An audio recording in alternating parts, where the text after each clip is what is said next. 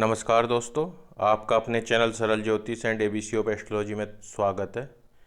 दोस्तों, हम लोग विभिन्न भावों की बात कर रहे थे और चलिए अब देखते हैं कि पंचम भाव से हमें क्या क्या देख सकते हैं। पंचम भाव के कारकत्व क्या क्या हैं। दोस्तों, जैसा हम सभी जानते हैं कि पंचम भाव एक त्रिकोण भाव है और एक शुभ भाव है। तो जो बातें इससे हम ज्ञात कर सकते हैं उनमें सबसे पहले है दोस्तों प्रेम विवाह। अगर पंचम भाव जो प्रेम संबंधों का होता है, जब इस भाव का संबंध सप्तम भाव तथा इसके स्वामी से हो जाता है तो व्यक्ति का प्रेम विवाह हो सकता है। पंचम भाव दोस्तों प्रेम संबंधों का है और सप्तम भाव हमारे विवाह का होता है। यदि आपस में इन दोनों का संबंध हो जाए या इनके स्वामियों का संबंध हो जाए तो हम कह सकते हैं कि हो सकता है भाई व्यक्ति का प्रेम विवाह हो जाए। दूसरा है दोस्तों लॉटरी से धन। मैंने एक पीछे वीडियो बनाई है दोस्तों इस विषय में पूरी की पूरी कि कौन सा व्यक्ति लॉटरी से धन कमा सकता है, लॉटरी से धन हमारे किस्मत में है या नहीं है, इस चीज़ का ज्ञान भी हमें पंचम भाव से ही होता है। आगे है दोस्तों पूर्व जन्मों के संचित कर्म। जो हमारे पूर्व जन्मों में हमने कर्म किए हैं, पाप या पुण्य जो भी किए हैं दोस्तों, उन संचित कर्मों के हिसाब से ही हमारा प्रारब्ध या हमारे भाग्य का निर्माण होता है। ये हमारे शास्त्रों में लिखा है। तो उन कर्मों के हिसाब से इस जीवन में हम सुख पाएंगे या दुख पाएंगे, इस चीज़ का ज्ञान भी हम अपने पंचम भाव से कर सकते हैं। आगे है दोस्तों हमारे इष्ट देव। दोस्तों, हिंदू धार्मिक सभ्यता में या हमारे धर्म की मान्यता में इष्ट देव का एक महत्वपूर्ण स्थान है।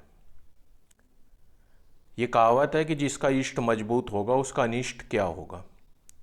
तो इष्ट देव का ज्ञान भी दोस्तों हम पंचम भाव से करते हैं। पंचम भाव में क्या राशि है, उस राशि का स्वामी क्या है, यानी कि पंचम भाव का स्वामी कौन है या उस भाव में कौन से ग्रह बैठे हैं, इस चीज़ से हम जान सकते हैं कि हमारे इष्ट देव कौन हो सकते हैं या किन की पूजा उपासना हमें ज़्यादा फल देगी।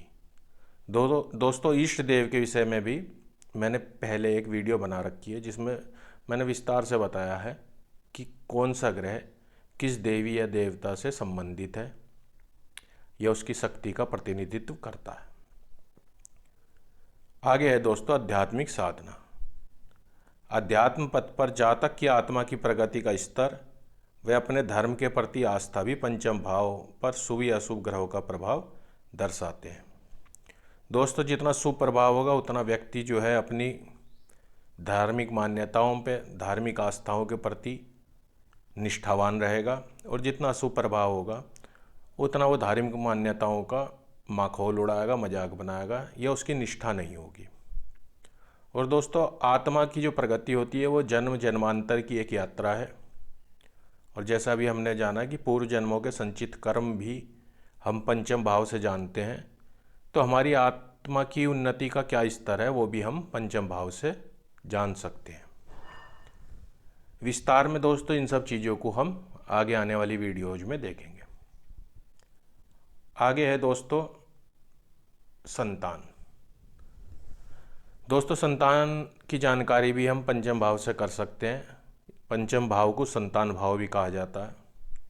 संतान प्राप्त होगी या नहीं, कितनी होगी, वह कैसी होगी दोस्तों, पुत्र होगा या कन्या संतान होगी, इस विषय में भी जानकारी हम पंचम भाव से कर सकते हैं। और दोस्तों हमारे पूर्व जन्मों के कर्मों के हिसाब से ही हमारे यहाँ संतान पैदा होती है और पूर्व जन्मों के कर्मों को तो पंचम भाव दिखाता ही है। आगे है दोस्तों पितृदोष। हम सभी जानते हैं दोस्तों नवम भाव पिता का भाव होता है और पंचम भाव जो है नवम से नवम होता है।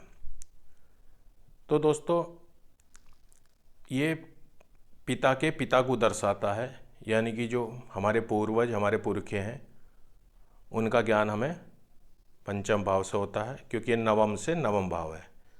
और इस स्थान पर क्रूर ग्रह का प्रभाव दोस्तों पितृदोष का सूचक है। पितृदोष क्या होता है, क्या करता है, इस विषय में भी दोस्तों हमने पहले एक वीडियो बना रखी है, आप चाहें तो उसे देख सकते हैं। आगे है दोस्तों अध्ययन में रुचि। व्यक्ति की अध्ययन में कितनी रुचि होगी, कितना उसका मन लगेगा दोस्तों, कितनी उसे कामयाबी हासिल होगी, इस सभी चीज़ का ज्ञान भी हम पंचम भाव से कर सकते हैं दोस्तों। ये विद्या अध्ययन का भाव है। और आखिर में दोस्तों बुद्धि की प्रखरता। तो दोस्तों किसी व्यक्ति की बुद्धि कितनी तेज होगी, कुशाग्र बुद्धि का होगा या बुद्धि ठप होगी दोस्तों, इस चीज़ की जानकारी भी हमें पंचम भाव से हो जाती है। इस भाव पर, बुद्ध के प्रभाव पर भी यह निर्भर करता है कि बुद्धि व्यक्ति की कितनी तेज होगी, कितनी तीक्ष्ण होगी।